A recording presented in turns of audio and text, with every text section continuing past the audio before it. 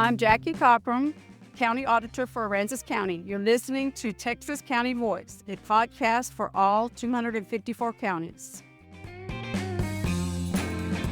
Hello, and welcome to Texas County Voice. I'm Jody Seaborn with the Texas Association of Counties. Today's episode was recorded recently in Williamson County, where we were on site at TAC's 2025 County Management and Risk Conference, and where we briefly caught up, first with Mason County Commissioner Reggie Loeffler, and then with Hutchinson County Judge Cindy Irwin. They shared their journeys to county office and give us a glimpse at some of the issues most important to their counties, from rural emergency services to workforce well-being and wildfire recovery and response. Let's get started. We are here in Round Rock at the County Management Risk Conference, and I'm joined today by Mason County Commissioner Reggie Loeffler. Commissioner, welcome. Thank you. Glad to be here. It's good to have you on the show. Let's start by asking an introductory question. How long have you been Commissioner in Mason County? Just started my third term, 2 years into my third term, so I guess this is my 10th year that I'm on now. Well, what inspired you to get involved in county government? I was in EMS. I started EMS in 99 is when I got my paramedic certification, and I worked part-time for Mason County. That's where we took our paramedic class at. I worked part-time there for about 5 years, and then went to work in Fredericksburg full-time for a few years, and was still working for Mason part-time off and on. And then in 2013, was back in Mason's part-time, and was hired as the EMS director for Mason. And being EMS director, a lot of things are changing back in that time period. Lots of stuff going on with all ambulance services all over. So anyway, I stayed there for 4 years and decided I thought maybe I could do a better job being a commissioner than I could an EMS director. So I decided I'd throw my hat in for commissioner, and that's where we're at. Well, since you've mentioned EMS services and ambulances, let me ask you a question about the legislature, an issue before the legislature. That's House Bill 3000 by Representative Ken King. Yes. Which would create a grant for rural ambulance services. Yes. So can you tell us a little bit more about the state of emergency medical services in Mason County specifically, but in rural areas generally, and how you got involved with this issue of rural ambulance services? Rural ambulance service in Mason, we don't have a hospital. We have a clinic, and they're open from 8 o'clock in the morning till 4 o'clock in the afternoon, and they're closed from like 11:30 to 12:30. So any kind of an emergency that happens in Mason County, it's on EMS. So in our closest, the transport time where most of the patients we transport want to go to Fredericksburg, that's 45 minutes. So from the time the ambulance is paged out until they get back in service is usually around 3 hours, and that's a minimum. The time they get restocked and refueled.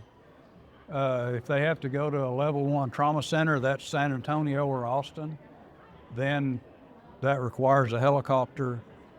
So Mason is one of those counties that is rural. Any time it's paged out, then it's at least 3 hours that there's no EMS service. And if somebody has a heart attack or a stroke or something, a bad accident on the highway, we have to call for mutual aid from either McCullough County or Gillespie County, usually are the two. Llano County, maybe if it's close to Llano, then they'll help us out too. But that's where we're at. And our biggest thing is we have 2 ambulances that are stocked, and equipment for those, we're getting a new ambulance now.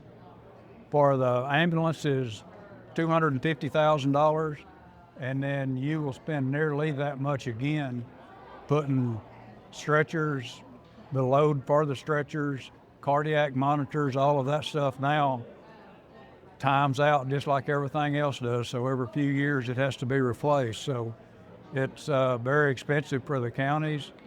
Personnel is one of the things that we're trying to push toward getting them to consider more personnel other than just equipment for ambulances to where we could have 2 full-time crews that are on all the time. So when that first ambulance is out, if something happens, if you or your family's driving through Mason or anybody else and they have an accident, then they deserve the same care that anybody else has. And our ambulances, even the ones in Mason, we can do more in the back of that ambulances than most ERs can once we get them to the ER. Yeah. But we have to have the personnel back there to be able to do it, and that's getting more and more expensive as we go along. So Mason County currently has 2 ambulances. We have 2 ambulances that are fully stocked, and we keep 1 full-time crew on call. We have a 24/7. We have 2 full-time paramedics that are on. So you have 2 paramedics here service. We have 7. The way we do ours, we have 7 full-time employees for EMS. One of them's the director. He fills in if somebody doesn't show up or somebody they can't get coverage. And then I believe we have 5 full-time paramedics and then 1 intermediate or advanced EMT they staff the ambulance. Well, as I mentioned at the top of the show, we are here at the County Management Risk Conference, and our listeners can hear the excitement. Oh yeah, break time. What brought you to the Management Risk Conference? This is the first one I've been to. Counties, all kind of stuff that's going on, and commissioners, I'm not going to say they don't have a lot to do with that, but it's something that we're not real familiar with. So with insurance and everything else, I thought it'd be a good idea to come up here and see if I can maybe help the county out a little bit more. Back to the ambulance question, what would be the long-term impact to Mason County if this bill fails to make it through the legislature this session? I guess the long-term impact would be we're going to be sitting in the same place, if trying to get equipment for ambulances and then personnel to cover another shift or on standby. Anyway, local people trying to get them trained and up and going. That's our big. What's the lifespan of an ambulance? When I was in there in 2013, the newest ambulance we had was a 2007. The one we used most of the time was a 2002. Now, I believe we bought a new one with our ARPA money. I believe we got it last year or year before last. Uh-huh. So we try to, every 3 years, we try to take one out of service and trade it in and get a new one. So in 3 years, Mason County, we're going to put 120,000 miles on them, something like that. So that's, we try to, 3-year change out's what we try to do. Did you grow up in Mason County? My family's all from Mason County. I grew up in Melvin, a little bitty town between Brady and Eden.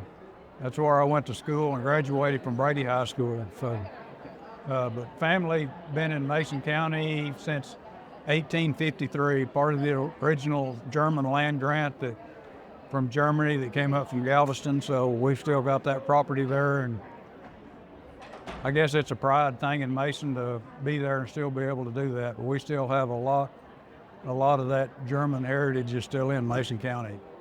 What do you like to do when you're not being a county commissioner? Or are you ever not being a county commissioner? No, us ranching.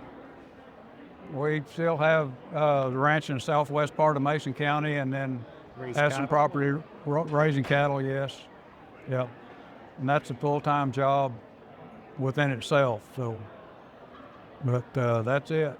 Deer, I have a hunting operation, so we do that a lot from October through January, and you kind of go out of one thing into another one. What do you especially love about living and working in Mason County? I guess I always felt like if you were going to live and work in Mason County, you had to be able to do a lot of stuff. You had to be a jack of all trades, master of none, I guess, like they say. But if you're going to be there, it's like a lot of rural West Texas. It's you've got to be able to do a lot. There's not a lot of industry in Mason. As a matter of fact, there's not any. The school has the most employees, and then county is second, and then the next one behind it's probably maybe 15 or 20 employees at the most, but there's no big industry, so everything we do comes from agriculture, the tax base. Well, thank you, Commissioner. I'm going to let you go so you can enjoy this little break here at the conference and get to the next session. All right, I appreciate it. Thank you very much. Enjoyed it. And joining me is Hutchinson County Judge Cindy Irwin. Judge, welcome to the show. Thank you, Jody. Thanks for having me. It's great to have you here. How long have you been a judge in Hutchinson County? I was appointed March the 2nd of 2016. What inspired you to get involved in county government? So I started actually in county government back in 1983, and I worked for the Community Supervision and Corrections Department. Back then we called it adult probation. I worked in our one of our satellite offices in our judicial district in Ochiltree County for 10 years, and then my husband got transferred to Borger with Phillips, and so I moved over to our Borger office and worked there for another 10 years. And then I threw my name in the hat to be appointed for JP, and I was appointed as Justice of the Peace and was Justice of the Peace for 12 years. And then when the county judge retired, who was a good friend of mine because she was also a JP, she had a conversation with me and would I be interested, and so I ran. The commissioners didn't really want to appoint. They wanted us to run so she agreed to stay on until the March election, and then whoever won the March election would be appointed. So I had one opponent. So. Did you grow up in Hutchinson County? I did not. I grew up in Oklahoma. Where in Oklahoma? It's a little town, teeny tiny little town northeast of Enid, Oklahoma. It's called Hunter. About 250 people, very rural. What brought you to Hutchinson County? I married a Texan. So We met at college. where was that? At Northwestern Oklahoma State University in Alva. So is your husband from Hutchinson County? He's from Ochiltree County, Perryton. Okay. Yes. And for your listeners who may not know, Hutchinson County is up in that northern Yes. tier of the Panhandle? Yes. Northeast. Right. We're one county from being in Oklahoma. Yeah, northeast of Amarillo. Amarillo, yes. And our judicial district is comprised of Ochiltree, Hansford, and Hutchinson. And so those three counties make up our judicial district. What accomplishments are you most proud of during your time in office? I think one of the things that we have really tried to do, and this is mainly just for our people that work in Hutchinson County, is try to do some things to promote team building and camaraderie and those kind of things. And it's fun to get together in a setting where we do, in October we have a Crocktober party, and everyone has to bring something in a crock pot. And just to visit outside of our work setting so we can just build teamwork. How many people are in Hutchinson County? About 21,000. You're a member of Tax Health and Employee Benefits Pool Board. Yeah. How important is health and wellness to counties? Yeah, we try to be big champions for that in Hutchinson County. Myself and my administrative assistant go to the Healthy County Boot Camp every year, and we try to bring that back to Hutchinson County and get everyone to get on our wellness bandwagon. We're avid walkers, and when it's nice, she and I will meet at 5:15 in the morning and try to walk 3 miles before we get ready for work and go to work. And then at noon, we'll go do a workout in the courtroom, or we try to get everyone to buy into that. Not everybody necessarily does, but we keep trying to tell them that if you will buy into a healthier lifestyle and invest in yourself, that maybe that in turn would reap some benefits in bringing some of our, claim costs down. Is this your first risk management conference? No, I've been here, I think this is my third one. Yeah. What do you hope to get out of it? Oh, it's always really great. I think, I don't do the HR stuff, but I think it's very important to understand where my HR, who's my treasurer, why she's emphasizing these things. And also I'm on the loss control committee that we have, and why it's important to continue to do safety training and stress those things to our employees. And we have a great group of employees. We've won the safety award for a number of years. So it's just important to take those things back and say, hey, this is what we heard, this is what they were talking about, share that with them. Before we began recording, you mentioned that you were in Austin last week, Yes. walking the halls of the Capitol. Yes. What issues specifically were you there to? We were talk working on the rural ambulance issue, and then one of the other things that we're kind of keeping our eye on, and which is particularly concerning for us up in the Panhandle, is all of the bills that Ken King and Kevin Sparks have put, and are trying to get passed to get us some aircraft in Texas and so for the rural firefighters or volunteer fire departments and just all of those efforts because we did have that 1 million acre fire that started in Hutchinson County last year. So those are very interesting topics that I try to keep up to date on. How is the county recovering from the fire? It's done very well. We've had a number of large fires in Hutchinson County, and you don't ever want to say people get comfortable with it, because they certainly don't, but our emergency management team is top-notch, 100%. They have got a plan, they know what to do, they know when to do it, and they handled that, of course, with the help of, TDM and the other agencies that came in and helped us, but they were amazing in handling that through that whole fire. When you're not being a county judge, if you're ever not being county judge, and not walking, what do you like to do? Well, I have 3 grandkids, and they all play sports and are involved in band, and so I chase them, and I love it. What do you love most about living and working in Hutchinson County? Probably the people. They're super great. Of course, I can't say enough about the people who work for Hutchinson County. They do a great job. The people that, our neighbors and our friends. It's just a great place to live and work and raise your kids. Well, Judge Irwin, thank you for your time. You're welcome. I appreciate you having me. That's it for this episode of Texas County Voice. A special thank you to Mason County Commissioner Reggie Loeffler and Hutchinson County Judge Cindy Irwin for sharing their insights and experiences. April is National County Government Month. It's a time to celebrate the vital work counties do every day. To learn more about Texas counties, the officials who serve them, and to access a library of educational resources, visit texascountiesdeliver.org. And if you liked what you've heard today, be sure to follow us and leave us a review. You can find more episodes of Texas County Voice at county.org/Texas County Voice. We appreciate you tuning in. We'll see you next time.